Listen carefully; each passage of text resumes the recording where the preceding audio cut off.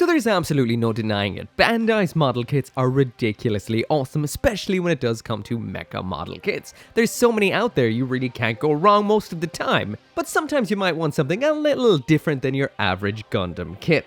So there is a line by Bandai that is absolutely awesome, especially when it comes to mecha model kits. They're big, chunky, and really cool. Now you might be like, is this another 30-minute missions video? No, those kits are great due to their modularity and awesomeness when it comes to all the different things you can do with them, but when it comes to an actual, heavy, realistic, militaristic style mecha model kit, you cannot go wrong with Kyokai Senki. Sure, the anime, I will admit myself, I dropped off at about episode 3 or 4, but I've always meant to check out this one right here. This is Anime Warrior at the borderline Ultrasteel Ogre-Gear. It's only 10 minutes an episode, it's here on YouTube if you want to check it out. I'll throw a link if I remember in the description.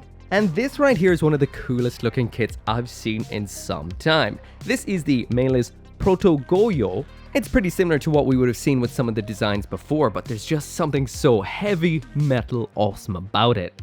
Bandai has also been releasing some cool weapons and parts for using with it as well. Now these I won't be taking a look at today, I'll take a look at them another day. Today I'm going to be taking a look at the main unit itself, and if this is half as awesome as I expect it to be, we're definitely going to check out the rest. Anyway, as always, this video right here, it would not have been possible without those awesome people over at Hobby Link Japan, so if you do want some of these awesome model kits of your own, link is down there in the description.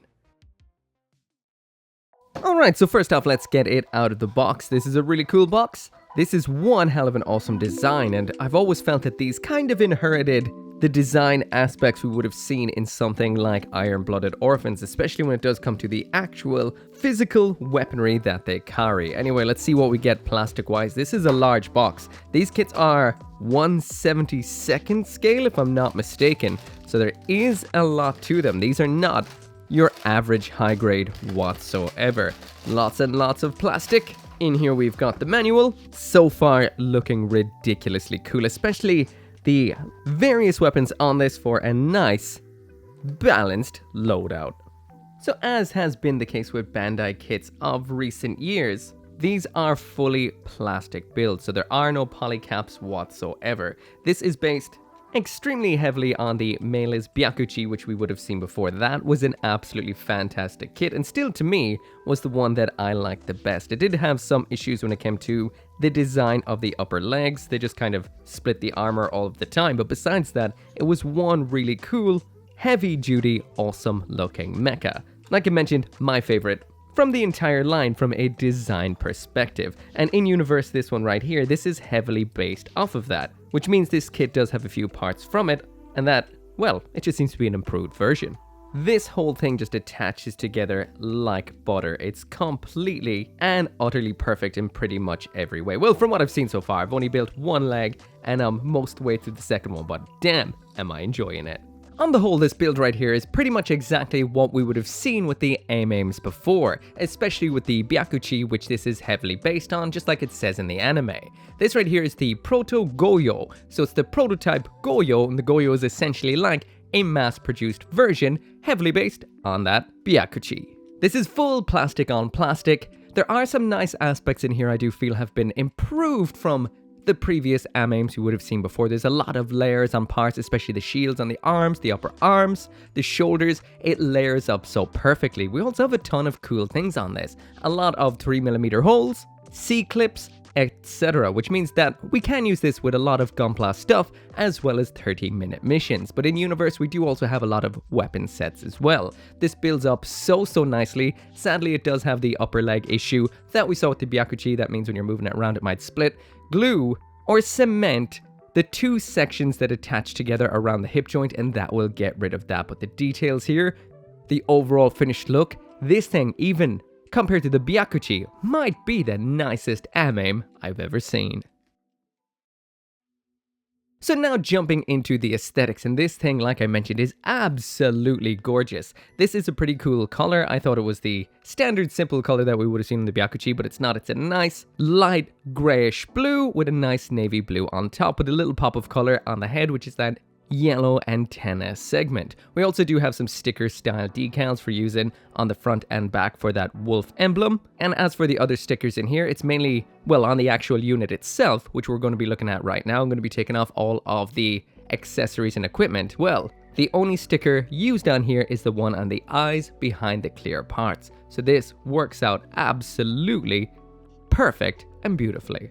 So there is the Protogouyo side by side with the original line art on the right. So for the most part, actually entirely, it seems like Bandai has nailed the color separation on this. Proportions wise, design wise, and detail wise, it seems to be pretty much an accurate 100% representation. I'll also mention that backpack around back, that isn't attached at the moment. Jumping now into that full 360 spin so you can see every angle of the Protogouyo for yourself. This thing is an absolute, I wouldn't even know how to say it, like, it's just so detailed. It's layers upon layers upon layers. There's parts layered over other parts, like you can see in those shields in the arms, in the chest, in the shoulders. We've also got various different levels just kind of layered onto the actual plastic parts too. There's just so much going on here. Now, I will mention I've done nothing. This is out of box, no panel lining, no nothing. With a little bit more panel lining or something like that, this will look phenomenal. These kits, they're just, well, what can I say? They're big.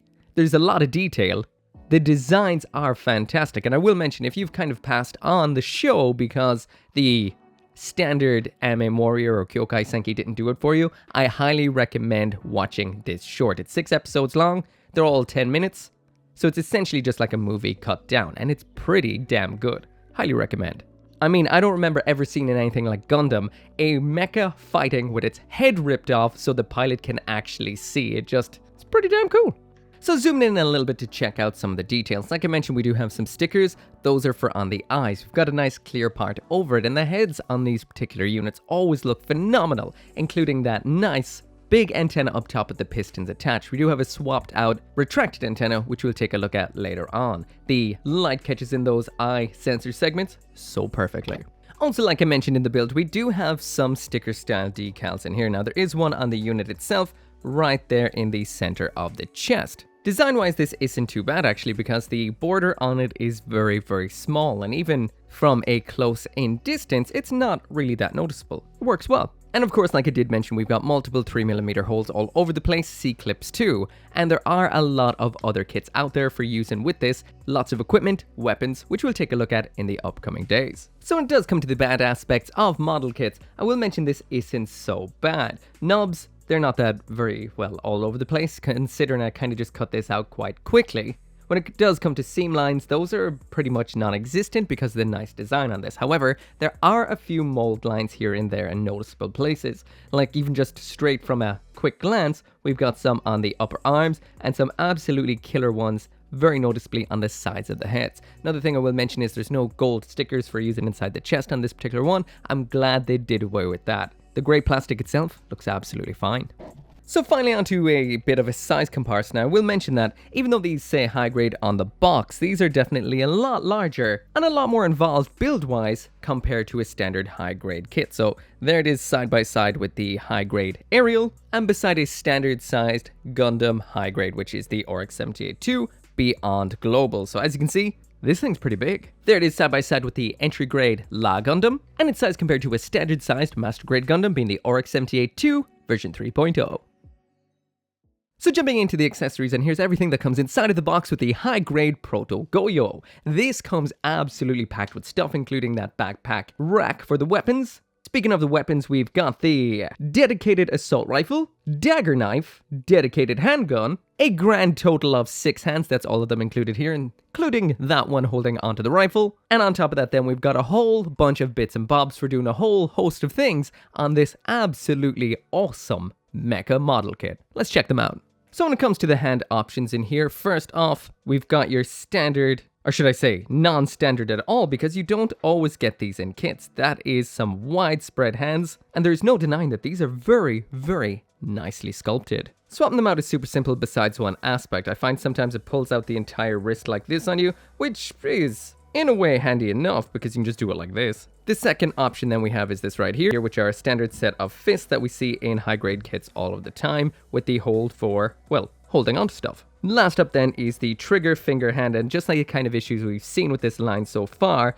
the actual trigger finger is in the armor color, not the actual finger color, and same with those half of those fingers down there, so a little bit of a disappointment.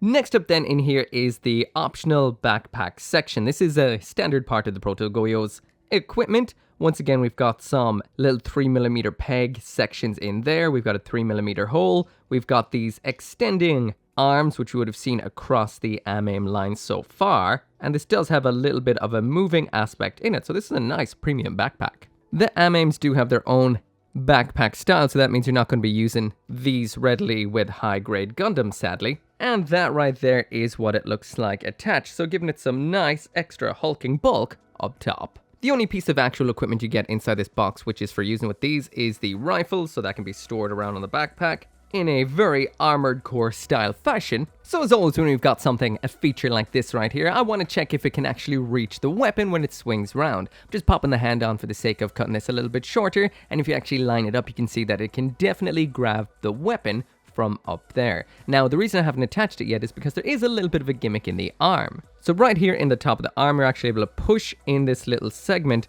which allows the stock of the rifle to actually enter into the forearm so it doesn't actually get blocked, which is an incredibly cool feature. And as for this weapon right here, what it says in the instructions is dedicated assault rifle. This is an assault rifle for melee's units that is equipped with a grenade launcher as a result of Jin Misawa's customization. It can fire armor-piercing rounds and canister rounds, and grenade rounds can be launched from its lower barrel. As is usually the case with these kits, this is a really cool looking weapon. It's actually quite simple, just a few parts put together, but the sculpt is fantastic, and we do have 3 little stickers for the various sights and sensors on the front there. So the next weapon that we have in here is this right here, the dedicated pistol. So once again, extremely nice looking, considering just how simple this actually is. As far as I know, it's 2 parts popped together, but we do actually have a sticker for inside the barrel here to make sure that is black, not regular inner frame gray colored. As usual, this just pops into one of these hands, standard sandwich style, just like so, and then just swaps out the exact same way we've seen throughout the review so far. And I love mecha with pistols. It doesn't really make a whole lot of sense, but man, does it look badass. However, I will mention in the anime, it does make it seem like ammo does run out quite quickly, so having a bit of a sidearm probably is a pretty good idea. And for when that actual ammo all runs out, we do have a big old machete style knife in here. This is just one piece, but it is once again nicely designed with nice detail molded into it. Same routine once again for popping this into the hand, just like so, and the back of the arm are on. The knife, the same as everything else, pops into the arm, just like so. So when these weapons are not in use, you can actually store them all over the unit using some included adapters that work so well. We've got some for around the back. These can be used for attaching the pistol onto. We've got one for on the side of the leg that's narrow. We've got one for on the side of the other leg, which is quite wide. And you can pop the blade into the narrow one so it can be stored on the hip. And you can pop the pistol into the wider one like so that can be stored in the hip. It can also be stored round back, and when all the weapons are stored on here, what can I say, it is just one absolutely impressive sight. I absolutely love it when a kit can have all of its weapons attached onto it all at once. It just looks so cool. So there's all the weapons stored away, and this isn't even it. Throughout the whole review, there has been another couple of hidden weapons on this unit. That is in the back of the knee. So if you bring the knee forward like so, you'll see the handle inside of it. That can flip out like so. It is only a handle that's actually stored inside of the knee. You do have to pop the blade onto it, but this is a tiny little knife that I guess is just like emergency use. You can pop this in regular grip or reverse grip. I'm going for the reverse just to mix things up a little bit, and that is what it looks like. There is 2 of these in here, so you can use one or you can use both. Lastly, then, we do have an option when it comes to that big old antenna up top. So this is what it's looked like throughout the entire review so far. So as you can see, it is at a little bit of an outward angle. Now, we do have an alternate part we can swap out for it, which will make it at this angle right here. It's just a swap out piece. It's easy to do, and that is what it looks like. So finally now onto the articulation, and for the most part this is quite awesome with a couple little bit of niggly issues. So I'm going to get the usual pose done, and then if anything does fall off while I'm doing it, well, it's going to stay off and you'll see what falls off. So getting into the usual pose, and these things really break the mold when it comes to posability. They don't necessarily pose like your regular humanoid mecha, so they do have a lot of awesomeness you can play around with. However, like you can see right there, what falls off all the time for me is the toes. These are just kind of held on by tiny little pegs, so any little bit of movement will knock them off. If you did anything to kind of tighten them up or glue them in place, you lose the actual movability of them, so they are a little bit irritating at times. But besides that, this thing can really pose up a storm, and for the most part, it does everything absolutely perfectly. So I'm not going to go through the entire articulation on the Protogouyo right here, but this does have a whole lot of nice features, but pretty much exactly the same as what we would have seen in the rest of the A-main warrior line, all the way back to the high-grade Byakuchi and the high-grade Kenbu. So it does have a lot of nice aspects, a lot of articulation. The arms are incredibly unique, as they don't have the usual high-grade kind of elbow. They have, well, what can you say, these kind of like right angle kind of peg elbows. This isn't as extreme design-wise as what we would have seen with something like the Kenbu. It's definitely not as geometric shapey and a little bit more typical mecha. This shield right here, that does come off, and we've got more attachment points right there. The torso does have those incredibly cool pistons in there that move when the arms move forward and back. Thankfully, no gold stickers this time. A great design for the ab crunch right here, which gives you so much movement. And of course, the legs are ridiculously awesome. These are heavily based on the Byakuchi, so this part likes to split. I recommend cementing these two segments together to avoid that, because when you're rotating it, those can tend to split on you. But overall, these are reversed limbed and incredibly cool. The feet could be a little bit better because these toes like to fall off, but they do give you a lot of articulation if you do hold these correctly like this while moving them, but they will fall off quite regularly.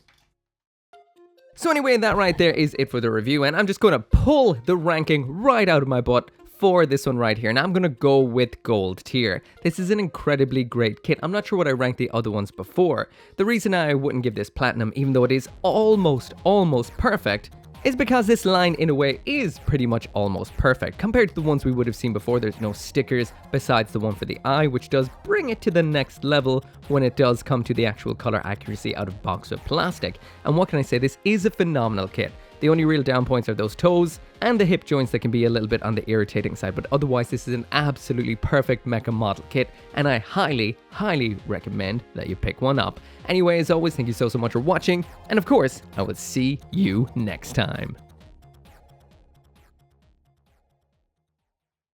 As always, this video right here would not have been possible without each and every single one of you guys who watches my videos, and all of these awesome people right here who help out on the channel memberships and over on Patreon, including 10 Soldier YT, Abraxas, Caleb Engelhart, Dashil Marmion, Golel Rockstar, Joe, Lauren Seahack, or G95061, 10 Soldier YT again, and Van Fawn.